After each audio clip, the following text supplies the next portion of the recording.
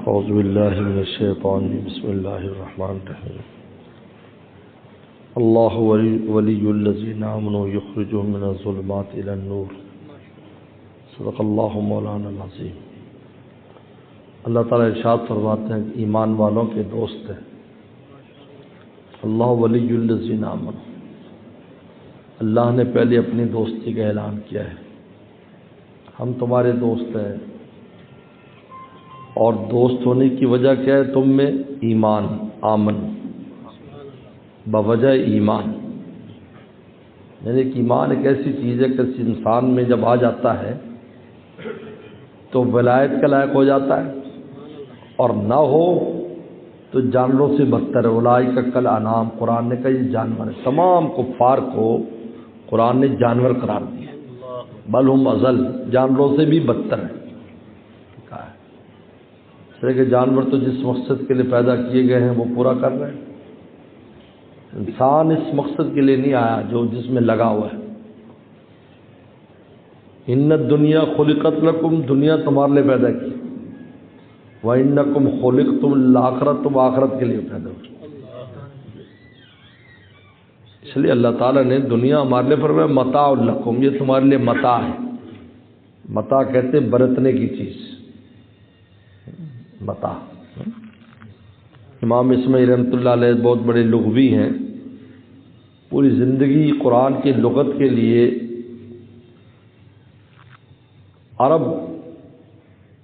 پورا عرب چھان مارا کہ اس لفظ کی حقیقت کیا ہے جو قرآن مجید نے الفاظ لائے ہیں۔ لغت جو ہوتی ہے نا کسی بھی زبان کی اصل لغت وہ گاؤں میں خالص بولی جاتی ہے، شہروں میں نہیں ہوتی، شہروں میں مکس مال ہوتا ہے۔ تو گاؤں میں جاتے تھے وہاں پر دیکھنے کے لیے، وہاں لوگوں سے سنتے تھے اس لفظ کا یہاں حقیقی معنی کیا لیا جاتا ہے۔ تو ان کو دو تین الفاظ کی تلاش تھی، اس میں ایک لفظ متاع بھی تھا کہ متاع، قرآن نے کہا تمہارے لیے ہم نے دنیا متاع بنائی ہے، تو یہ متاع کیا؟ ایسے تو برتنے کی چیز آتا ہے۔ اور ایک رقیم کے بارے میں قرآن نے رقیم کیا چیز ہے؟ اور تبارک الذی، تبارکہ، یہ تبارکہ کیا چیز ہے؟ اس کا کیا حقیقی معنی کیا ہے؟ عام معنی تو ہر بندہ جان، لیکن اس کی تو کہتے میں گاؤں میں گیا تو ایک آدمی نے، ایک عورت نے برتن مانجے اپنے گھر کے باہر، اور وہ مانجنے کے وہیں وہ سامان رکھ کر گھر چلی گئی تو کتا آیا، اور کتے نے آ کر وہ جو کپڑا تھا جس کے اوپر خوراک لگی ہوئی تھی وہ منہ میں ڈالے اور پہاڑ پہ چلا گیا، چھوٹا سا پہاڑ اس پہ چڑھ گیا۔ تو چھوٹا بچہ جو پھر رہا تھا تو اماں آئی تو انہوں نے کہا کہ وہ بھائی وہ کہاں گیا وہ سامان؟ تو اس نے کہا یا اماں، اے اماں، جار رقیم آیا تھا، آخذ المتاع، وہ برتن مانجنے کی ٹاکی لے گیا، تبارک الجبل، پہاڑ پہ چڑھ گئی۔ فرماتے تینوں لوگ تھے، حال ہو گئے۔ تبارک اوپر ہونے کا معنی، بلندی کے معنی میں آتا ہے۔ تبارک الذی یعنی وہ ذات جو بلند و بالا ذات ہے، یہ ترجمہ اس کا بن جاتا ہے۔ اور رقیم، چونکہ اصحاب کہف میں رقیم استعمال ہوا ہے، وہ کتا تھا جو پہرا دے رہا تھا، یعنی وہ کتا اللہ والوں کے ساتھ لگا تو اتنا محترم ہو گیا کہ قرآن میں اس کا تذکرہ آ گیا، یعنی وہ کتا بمنزل انسانوں کے ہو گیا صحبت کی وجہ سے،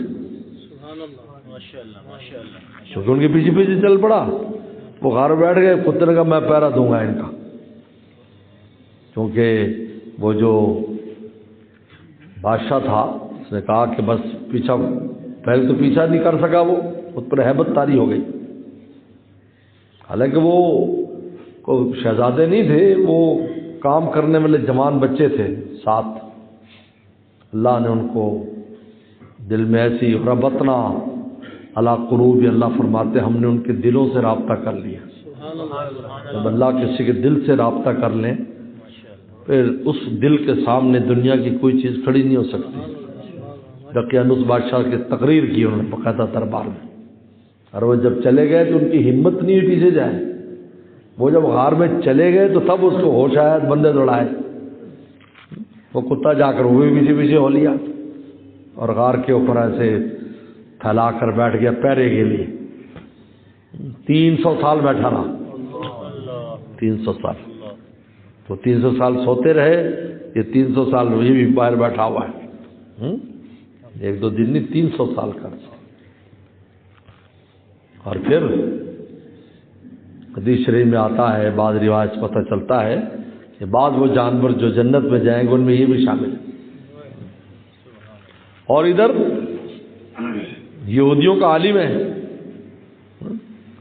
بلب بن باور عالم ہے, 400 علماء پڑھتے ہیں. علماء, طلبہ نہیں, علماء.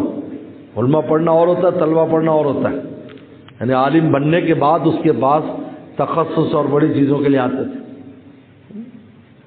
لیکن مال پانی کا رسیا تھا. تو قوم عمالقہ کو جب پتہ چلا کہ موسیٰ علیہ السلام ہم پر حملہ کرنے والے ہیں تو اس کے پاس مشورے کے لیے آئے. ہاں یہ بھی موسیٰ علیہ السلام کی امت میں سے ہے, لیکن ان کو پتا تھا اس قسم کا کام کر لیتا, تو انہوں نے کہا کہ تم موسیٰ علیہ السلام کے خلاف بد دعا کر. انہوں نے کہا نہیں, نبی ہے. انہوں نے کہا دیکھو اتنا کچھ دیں گے ہم. انہوں نے کہا ٹھیک. بد دعا شروع کی تو جو لفظ موسیٰ علیہ السلام کے لیے کہتا وہ اپنے بارے میں نکلتا. چنانچہ کچھ دیر کے بعد یہ ہوا کہ وہ اس کی زبان لٹک کر پیٹ پر آ گئی. قرآن نے کہا کہ قلب وہ کتے کی طرح ہو گیا کہ جو زبان نکال کر ہکلاتا ہے. کہا کہ اس طرح وہ ہکلا رہا تھا اور پھر واصل جہنم ہو گیا.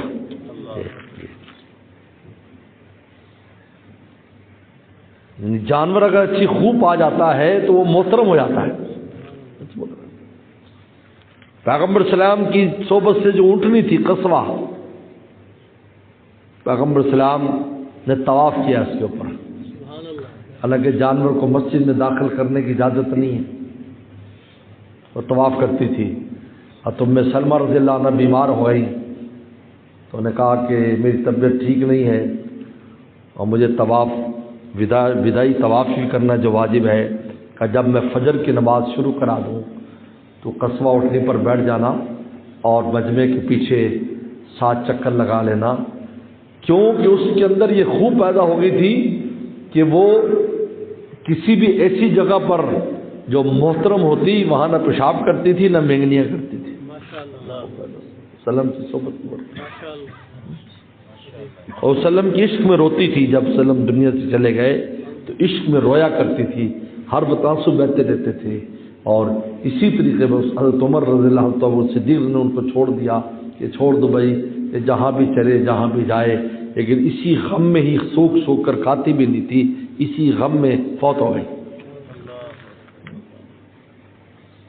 لیکن اگر انسان میں ایمان نہیں ہے,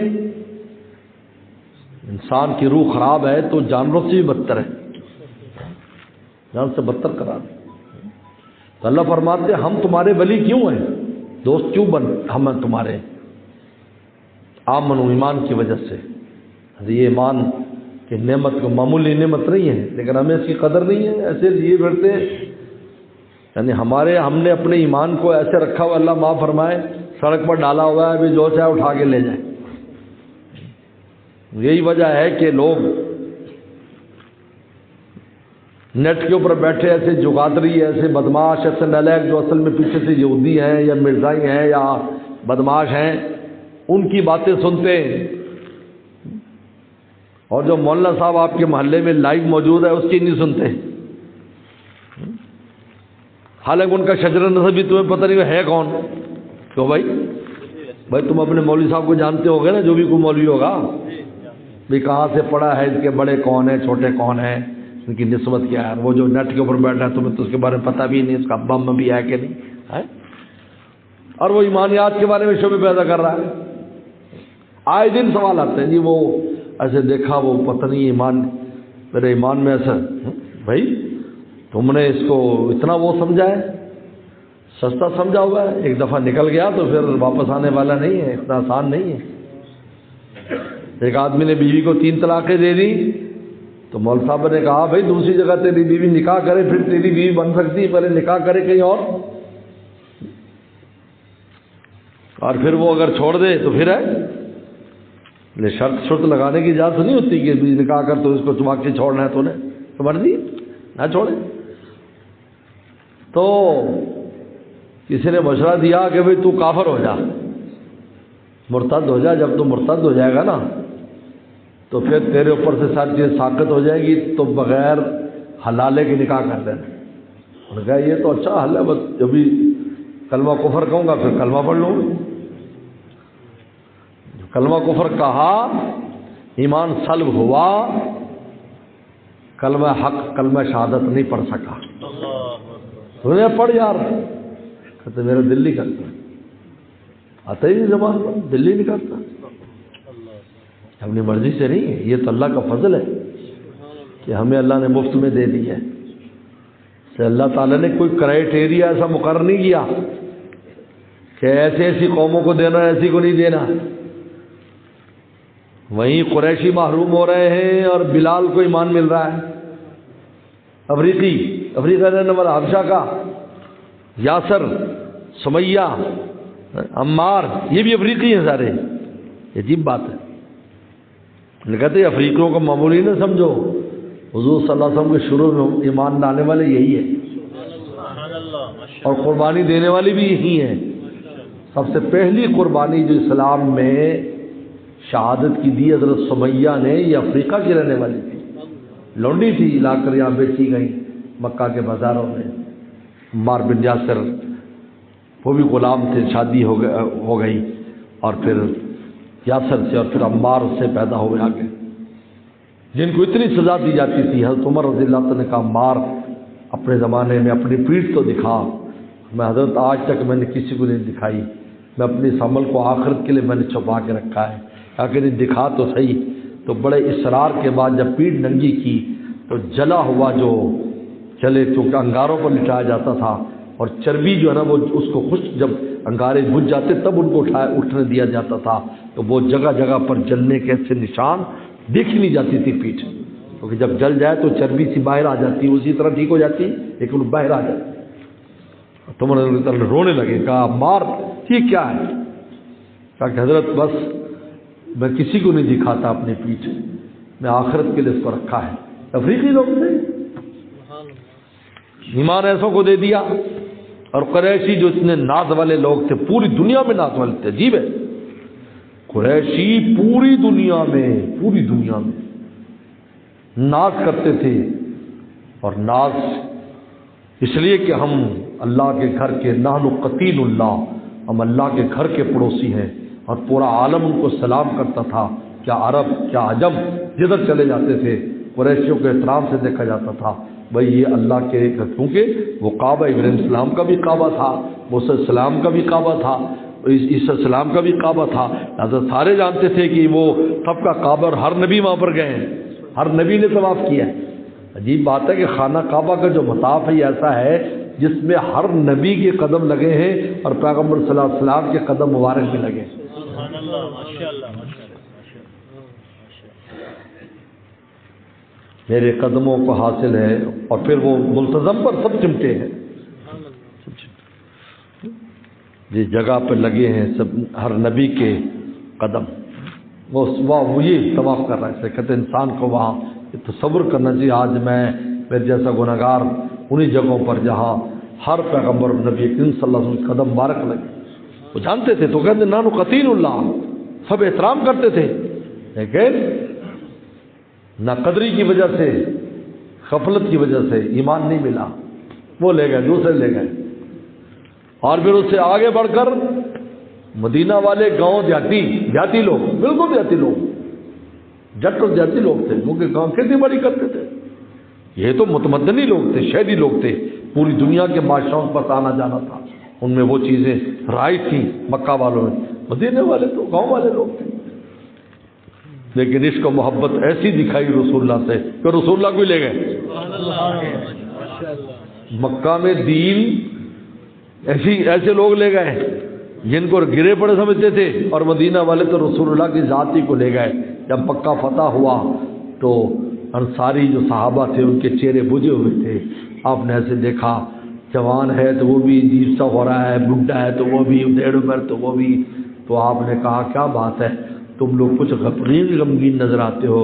کہا کہ حضرت آپ کا گھر فتح ہو گیا ہے اور اب آپ تو یہیں رہ جائیں گے تو ہمارا کیا بنے گا. تو فرمایا کہ فکر نہ کرو انصاریو, اے مدینہ والو, لوگ بھیڑ بکریاں لے کے جائیں گے, اونٹ لے کے جائیں گے, کیونکہ مال غنیمت بھی تقسیم ہوا تھا غزوہ حنین کا, اور یہ سب کچھ لے کے جائیں گے.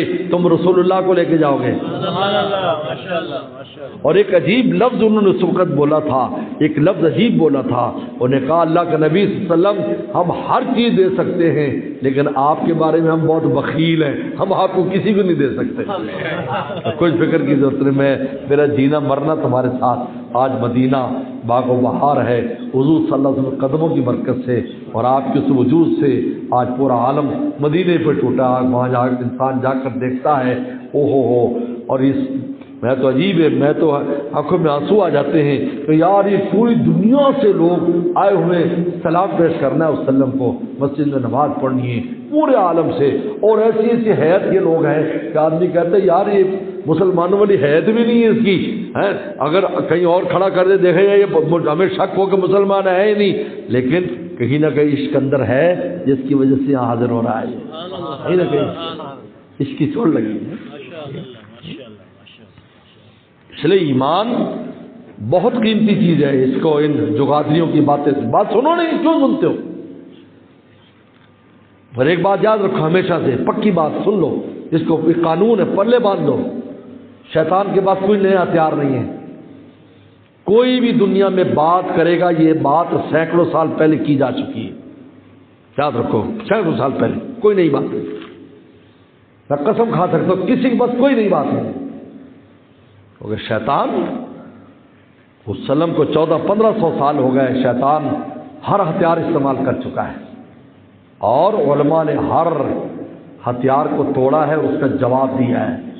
اب اگر آپ کو جواب نہیں آتا یا آپ کو نہیں پتا یا مجھے نہیں پتا تو یہ دلیل تو نہیں ہے کہ یہ حق نہیں. آپ لیجیے سورج کس طرح گرمی دیتا ہے, اگر ہمیں اس سوال کا جواب نہیں سائنسدانوں کو پتا ہے تو اس کا مطلب یہ تو نہیں ہے کہ گرمی نہیں دے رہا ہے, گرمی تو دے رہا ہے وہ, گرمی دے رہا ہے. میرا آپ کو پتہ نہ ہونا کوئی ضروری نہیں ہے, علماء جواب دے چکے ہیں ہر سوال کا. اور یہ جتنی باتیں اس وقت آ رہی ہیں یہ سب مستشرقین نے اس وقت جس وقت قرطبہ میں, جب قرطبہ زوال ہوا, اندلس کا زوال ہوا, اس وقت مستشرقین کی جماعت نکلی, انگریزوں کی, جس میں انگریز شامل تھے, فرانسیسی شامل تھے, امریکی شامل تھے, آسٹریلیا والے شامل تھے. ان انگریزوں نے مل کر ان بدبختوں نے ہماری تعلیمات کو سیکھا اور اس کے اندر نئے اعتراضات پیدا کیے تاکہ ایمان وہ ہو جائے. لیکن الحمدللہ اسی زمانے سے ان کے منہ پر ایسا مارا ہے علماء نے کہ وہ سارے بلوں میں گھس گئے. لیکن آج وہی ان کی کتابیں پڑھ کر یہ جو قادری بیٹھ کر وہ باتیں کرتے ہیں, ہم کہتے یار ہو اس نے کوئی نئی بات کر دی. بھائی کوئی نئی بات نہیں ہے, پلے باندھ لو, اور کوئی ایسی بات نہیں جس کا جواب نہیں دیا جا چکا. تو سنتے ہی کیوں بھائی, پرانی کسی بھی باتیں کر رہے ہیں, پرانی باتیں کر رہے ہیں, ان کو کوئی نئی چیز نہیں. تو اللہ فرماتے ہیں ایمان کی وجہ سے ہم تمہیں دوست بناتے ہیں, یخرج من الظلمات الی النور, اور پھر اس دوستی کا ہم حق کیا ادا کرتے ہیں کہ تم اندھیروں میں گرتے ہو, ہم نور میں لے آتے ہیں. سبحان اللہ, ماشاءاللہ. یخرجہم, نکالتے رہتے ہیں, من الظلمات الی النور, ظلمات سے نور کی طرف نکالتے رہتے ہیں. تم اندھیروں میں گرتے ہو, گناہ کرتے ہو, ہم تمہیں توفیق توبہ دے کر دوبارہ تمہارے ایمان کو صاف ستھرا کرتے ہیں. یخرج من الظلمات الی النور, کیونکہ نور جب انسان کے قلب میں آتا ہے پھر نہ شیطان قریب آتا ہے نہ نفس بدمعاشی کر پاتا ہے. سن لو, یہ نور کی کمی کی وجہ سے ہوتا ہے. جب بھی آپ کوئی گناہ میں پڑے گا سمجھو دل میں نور کی کمی ہو گئی, نور کی کمی ہے تو ہوا ہے. آپ نے دل کو ویران کر لیا, ڈاکہ پڑ گیا. آپ ویران رستے سے گزریں گے تو ڈاکہ پڑے گا. بڑی شاہراہ جس کے اوپر ہزاروں آ جا رہے ہوں وہاں کبھی ڈاکہ نہیں پڑے گا. تو آپ نے جب قلب کو ویران کرو گے نفس بھی ڈاکہ مارے گا, شیطان بھی ڈاکہ مارے گا. اس لیے مولانا رومی نے بڑی خوبصورت ایک ہی بات ایک ہی مصرے میں سوال جواب کر دیا کہ نار چیک کشد شہوت کی نار کیسے مرے گی؟ نور خدا، نور خدا حاصل کر لے مر جائے گی. لیکن نار کو نور بجھا سکتا ہے، پیٹرول نہیں بجھا سکتا. مجھے بتاؤ نار آگ پیٹرول سے بجھے گی یا پانی سے؟ بولو. پانی سے. پیٹرول ڈالو گے ایک دفعہ بجھ جائے گی لیکن دوبارہ زیادہ بھڑکے گی. سیال مادے کی وجہ سے انگارے دب گئے لیکن دوبارہ بھڑکیں گے. لیکن پانی ڈالو گے دوبارہ اٹھ نہیں پائیں گے. اور پانی یہ بھی نور ہے. وجعلنا من الماء كل شيء حي، ہم اس سے تمہیں زندگی دیتے ہیں، اس پانی سے تمہیں ہم ہر شے کو زندگی بخشی ہے. تو مولانا رومی فرماتے ہیں نار کا علاج نار نہیں کہ تقاضا گناہ ہے تو یار بس اس کو پورا کر لوں، یہ تقاضا پورا ہو جائے تو پھر میں ایک گناہ سے میری جان چھوڑ جائے گی. نہیں، تم نے تو پیٹرول ڈال دیا ہے. اس کا علاج ہے نور حاصل کرو. تقاضا مل کے نور حاصل کرو، ذکر شروع کر دو، اللہ اللہ شروع کر دو، نور حاصل شروع کر دو. جب نور آئے گا نار چیک کشد نور خدا. پھر مثال دیتے ہیں نور ابراہیم ساز اوستا. اے استاد، جیسے چھوٹے کو کہتے ہیں استاد، اے استاد ابراہیم السلام جیسا نور حاصل کر جس نے نمرود کی آگ کو بجھا دیا. نار چیک کشد نور خدا. اس لیے میرے دوستو اللہ تعالیٰ نے یہ زمانے یہ ساری کام جو آج رمضان قرآن یہ سب نور کے اصول کے لیے اتنے اسباب نور کے اصول کے کہ بیان نہیں ہو سکتے. لیکن ہم پھر بھی ہم سے نار شہوت نہیں بجھتی. اس کا مطلب ہے کہ ہم میں کمزوری ہے. ہم میں کمزوری انواع و اقسام کی چیزیں کھانے پینے کی ہوں ہمت طاقت دینے والی اور آدمی کمزور اور لاغر بنا رہے تو لوگ کیا کہیں گے؟ یار چیزوں کی تو کمی نہیں ہے، کمی تیرے اندر ہے. او جی بڑی کیا کریں جی کیا کریں. ایک حکیم صاحب تھے تو وہ اس کے بعد کوئی مریض گیا، اس نے کہا کہ بھائی دیکھو تو نے فلاں چیز نہیں کھانی. کہتا ہمارے یہاں تو کھائی یہ جاتی ہے. پہلے انہوں نے کہا کہ بڑا گوشت ہے، ہمارے تو بڑا گوشت ہی ہوتا ہے. اچھا پر اس کے ساتھ تو نے گوبھی نہیں کھانی. کہتے ہمارے یہاں ہوتی گوبھی ہے. تو ایسے جو بھی بات کیا کہتے ہمارے یہاں تو ہوتا ہی یہی ہے. چنے کی دال نہیں کر کے ہمارے یہاں ہوتی چنے کی دال ہے. تو کہتے حکیم بہت تنگ نظر حکیم ہے. دیکھو تنگ نظر حکیم ہے کیونکہ ہمارے یہاں چیز ہی. تو علماء نے کہا کہ تم نے اپنے لیے تنگی پیدا کی ہوئی ہے ورنہ شریعت میں تنگی تھوڑی ہے. بولو بھائی، شریعت نے کہا غیر محرم کو نہ دیکھو. ایک چیز سے روک دیا قل للمؤمنین یغضوا من ابصارہم. تو کہتے یار اسلام نے کتنی تنگی کر دی. بھئی اور چیزیں دیکھنے کی تھوڑی ہیں. آسمان دیکھو، زمین دیکھو، ماں باپ کو دیکھو، مولوی صاحب کو دیکھو، مسجد کو دیکھو، جس کو چاہے تم دیکھو، ایک چیز نہ دیکھو. اوہ بہت تنگی ہے، بہت تنگی ہے. دیکھو عورتوں کو نہیں دیکھنے دیتے. اب بتائیے یہ تنگی ہم نے پیدا کی ہے اسلام نے. اسلام تو کہتے بے شمار چیزیں دیکھو. ملکوت السماوات والزمین، آسمان کو دیکھو، ماں باپ کو دیکھو حج کا سامان ملے گا، مرشد کو دیکھو اللہ ملے گا. میرے شیخ فرماتے تھے کہ ماں باپ کو دیکھو گے تو گھر ملے گا، مرشد کو دیکھو گھر والا ملے گا. عالم کی زیارت کرو جاؤ، یہ دیکھنے کی چیز ہے. نہیں جی وہ عورتوں کو دیکھو جی وہ بڑی سختی جو عورتوں کو اتنی سختی استغفر اللہ بے شمار چیز ہوتی ہے. نار شہ بچے کشد نور خدا. زیادہ انسان نور حاصل کرے، زیادہ سے زیادہ نور حاصل کرے، ہنس بن جائے، ہنس جو موتی چپتا ہے. بس ہر نورانی کام کوشش کرے تو جیوں نور میں اضافہ ہوتا چلا جائے گا. نہ شیطان قریب آئے گا، نہ نفس کچھ کرا سکے گا. اللہ عمل کی توفیق عطا فرمائے. وآخر دعوانا ان الحمد للہ رب العالمین. اللهم لك الحمد كما انت صلی علی محمد كما انت الوفل بنا كما انت انك انت التقوى والمغفرة. اللهم وفقنا لما تحب وترضى من القول والعمل والفعل والنية والهدي والهدى انك على كل شيء قدير. صلى الله تعالى على خير خلقه محمد وآله وصحبه اجمعين.